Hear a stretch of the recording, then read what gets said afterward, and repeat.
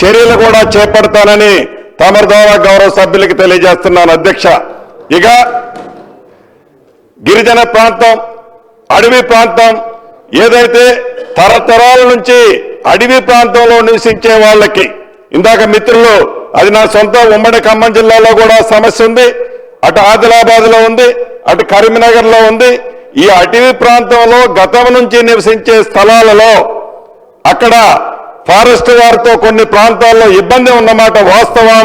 దాన్ని కూడా తప్పకుండా పరిష్కరించడం జరుగుద్ది. అవి కాకుండా గౌరవ శాసనసభ్యులు సాంబశివరావు గారు అడుగుతున్నట్లు ఈ రాష్ట్రంలో ఉన్న సింగరేణి ప్రాంతాల్లో ఇందాక రాజ్ ఠాకూర్ అన్న కూడా అడిగారు, ఇక్కడికి వచ్చి 76 జీవో ప్రకారం చాలా మందికి ఇంకా మనం పట్టాలు పెండింగ్ ఉన్నాయన్నా, వాళ్ళకి ఆ పట్టాలు ఇచ్చినట్లయితే వాళ్ళు కూడా ఇందిరమ్మ ఇళ్లు కట్టుకోగలుగుతారనేది తప్పకుండా దాన్ని రాబోయే కేబినెట్ లో గౌరవ ముఖ్యమంత్రి గారికి సహచర మంత్రులకి తెలియజేసి ఆ జీవోను కూడా ఇంప్లిమెంటేషన్ చేసి వారికి కూడా ఇచ్చే కార్యక్రమాన్ని చేపట్టడం జరుగుతుంది అధ్యక్ష. ఈ ప్రభుత్వం చిత్తశుద్ధితో పేదవారి కోసం పనిచేస్తుంది అధ్యక్ష. ప్రధానంగా గిరిజన ప్రాంతం, ఐటీడీఏ ప్రాంతంలో గౌరవ ముఖ్యమంత్రి సూచనలు, రేవంత్ రెడ్డి గారి సూచనలకు అనుగుణంగా సుమారు 1250 ఇళ్లు, 12,500 ఇళ్లు ఐటీడీఏ ప్రాంతంలోని నియోజకవర్గాలకి, గిరిజన నియోజకవర్గాలకి ఇవ్వటం జరిగింది అధ్యక్ష. ఇది కాకుండా చెంచులు ఉన్న దగ్గర పూర్తిగా సుమారు రాష్ట్ర వ్యాప్తంగా 12,896 ఇళ్లు చెంచులందరికీ కూడా మొదటి విడతలోనే ఇవ్వటం జరిగింది అధ్యక్ష. ఇళ్లు మొత్తం కూడా రమారమి. ఈ ఇందిరమ్మ ఇళ్ల కార్యక్రమం అనేది ఏదో ఒక్కసారి ఇచ్చి అట్లా మెరిపిచ్చిపోయే కార్యక్రమం కాదధ్యక్ష. ఈ ప్రభుత్వానికి ఈ కార్యక్రమం ఇది పేదవాడికి ఆత్మగౌరవానికి సంబంధించిన అంశం.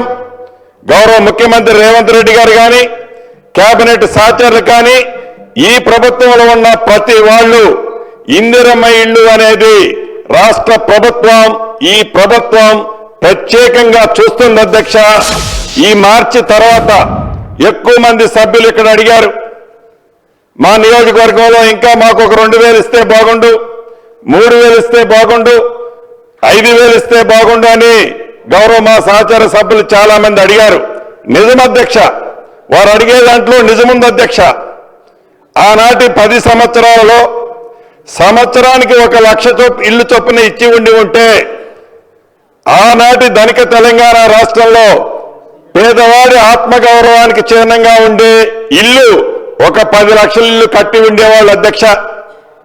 వారు ఇవ్వని కారణంగా, వారు దాని మీద శ్రద్ధ చూపించిన కారణంగా పేదోడికి ఇల్లిస్తే మాకేమి కమిషన్ వస్తుంది, కాళేశ్వరం కడితే మాకు కమిషన్ వస్తుందనే ధ్యాస ఉన్న కారణంగా ఏ గ్రామానికి పోయినా పేదవాడు ఇల్లు ఆత్మగౌరవ చిహ్నంగా అడుగుతున్నమాట వాస్తవం అధ్యక్ష.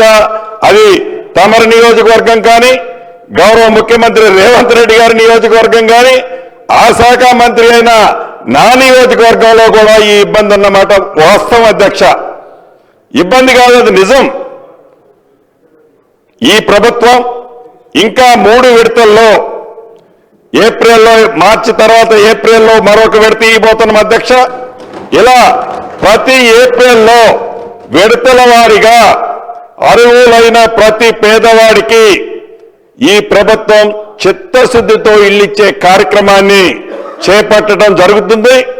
గతంలో లాగా ఎన్నికలప్పుడే ఇళ్ల గురించి బొమ్మలు చూపించకుండా, ఎన్నికలప్పుడే ఇంటి ప్రసక్తి చెప్పకుండా ఈ ప్రభుత్వం ప్రతి పేదవాడికి ఇచ్చిన మొదటి విడత కాకుండా ఇంకా 3 విడతల్లో అర్హులైన పేదవాళ్ళందరికీ ఇల్లు ఇవ్వటం జరుగుద్దని తమర సూచనల ప్రకారం రాబోయే ఈ అసెంబ్లీ అయిన తర్వాత ఇప్పుడు జరుగుతున్న స్కీమ్కి సంబంధించి ఆన్గోయింగ్ లో ఉన్న చిన్న ఒక్కొక్క నియోజకవర్గంలో 50-60 ఇళ్లకు సంబంధించిన ఇష్యూస్ ఉన్నాయి.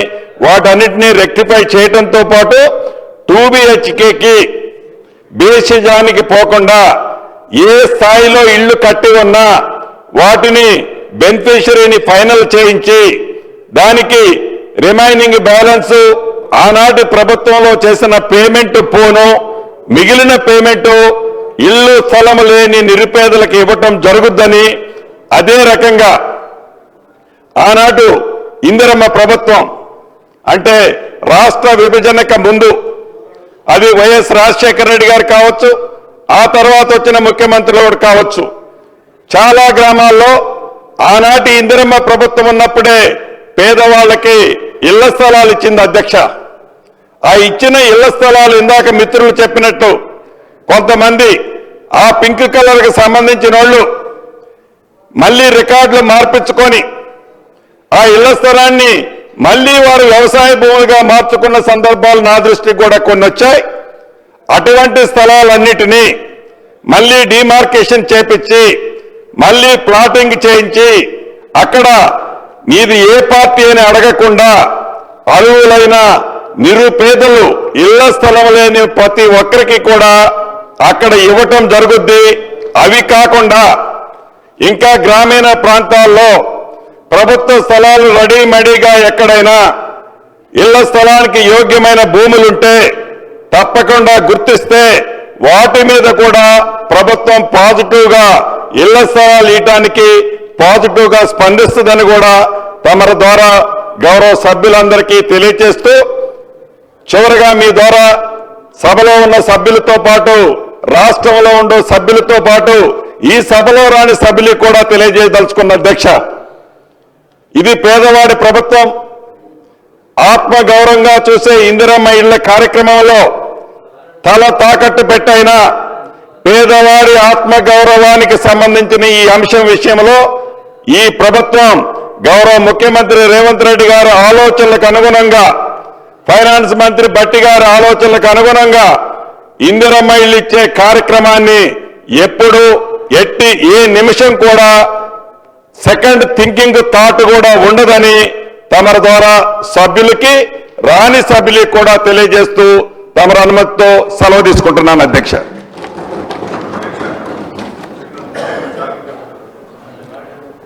Question hour is over. Now adjournment motions. వాయిదా ప్రతిపాదన శ్రీ ఏలేటి మహేశ్వరరెడ్డి మరియు ఇతరులు నిజాం షుగర్ ప్రాజెక్టు మరియు కాలువల పునరుద్ధరణ పనులు చేపట్టాలని కోరుతూ ఇచ్చిన వాయిదా ప్రతిపాదనను తిరస్కరించడమైంది. శ్రీ కూనమనేని సాంబశివరావు గారు అంగన్వాడీ టీచర్లు, ఆయాలు, మధ్యాహ్న భోజన కార్మికులు మరియు ఆశా వర్కర్లు ఎదుర్కొంటున్న సమస్యలపై కోరుతూ ఇచ్చిన వాయిదా ప్రతిపాదనను తిరస్కరించడమైనది. Now government bills.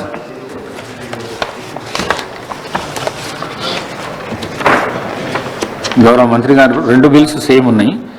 నేను రెండు ఒకటేసారి చదువుతా, మీరు కూడా రెండు ఒకటేసారి దానికి చేయండి. I request the Minister for Panchayat Raj to move the motion for taking into consideration of the Telangana Panchayat Raj Bill, Amendment Bill 2026. Minister garu. ఇంకోటి చదువుతాను, 1 minute. రెండు ఒకటిసారి చదువుతాను.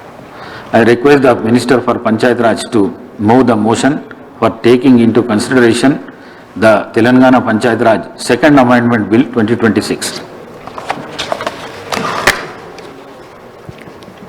Honorable Speaker, sir, I beg to move for taking into consideration of the Telangana Panchayat Raj Amendment Bill 2026. Honorable Speaker, sir, I beg to move for the taking into consideration of the Telangana Panchayat Raj Second Amendment Bill 2026. Motion moved. Now discussion on those two bills. Minister garu. అధ్యక్ష, ఈ తెలంగాణ పంచాయతీరాజ్ చట్టం 2018ని ఇక నుంచి సవరించుటకై భారత ప్రజారాజ్యపు 76వ సంవత్సరంలో తెలంగాణ రాష్ట్ర శాసనసభ ఈ కింది శాసనము చేసినది అధ్యక్ష. క్లాజ్ 1 ఈ చట్టంను తెలంగాణ పంచాయతీరాజ్ సవరణ చట్టము అని 2026 అని పేర్కొనవచ్చును అధ్యక్ష. అదేవిధంగా రెండవది ఇది 2025 నవంబర్ 1వ తేదీ నుండి అమల్లోకి వచ్చినట్లు భావించవలెను అధ్యక్ష. అదేవిధంగా తెలంగాణ పంచాయతీరాజ్ చట్టం 2018లోని 21వ సెక్షన్ యొక్క సబ్ సెక్షన్ క్లాస్ 3తో పాటు దాని కింద గల విశదీకరణను వదిలివేయవలెను అధ్యక్ష. అదేవిధంగా తెలంగాణ పంచాయతీరాజ్ 3వ సవరణ అధ్యాదేశం 2025 ఇందు మూలంగా రద్దు చేయబడినది అధ్యక్ష. ఉద్దేశాలకు సంబంధించి కారణాలు ఈ సందర్భంగా తెలంగాణ రాష్ట్రంలో గ్రామ పంచాయతీలు, మండల పరిషత్తులను మరియు జిల్లా ప్రజా పరిషత్తులను ఏర్పాటు చేయుటకు మరియు దానికి సంబంధించిన లేక వాటికి అనుబంధమైన విషయములను పొందుపరచుటకు తెలంగాణ పంచాయతీరాజ్ చట్టం 2018లోని 5వ చట్టం చేయబడినది. పైన చెప్పిన చట్ట ప్రయోజనముల కొరకు ఈ చట్టంలోని 8వ షెడ్యూల్ గ్రామాల జాబితాను కలిగి ఉన్నది అధ్యక్ష. 1990లలో సంభవించిన జనాభా విస్ఫోటనం వలన ఆహార భద్రతకు ముప్పు వాటిల్లడమే కాకుండా పోషకాహార లోపము, నిరుద్యోగము, వ్యాధులు అదేవిధంగా తగ్గిన ఉత్పాదకత మరియు ప్రతికూల సామాజిక ఆర్థిక ఫలితాలతో సహా పేదరికంకు సంబంధించినటువంటి సమస్యలు ఈ జనాభా పెరుగుదలతో ముడిపడి ఉన్నాయి అధ్యక్ష. దీనికి అధిగమించుటకు గాను 1994 మే 30వ తేదీన మరి అమల్లోకి వచ్చినటువంటి తెలంగాణ పంచాయతీరాజ్ చట్టము 1994 యొక్క 21వ సెక్షన్లోని సబ్ సెక్షన్ 3 కింద 2 పిల్లల పరిమితిని జనాభాను నియంత్రించే చర్యగా అమలులోకి తీసుకొచ్చింది అధ్యక్ష.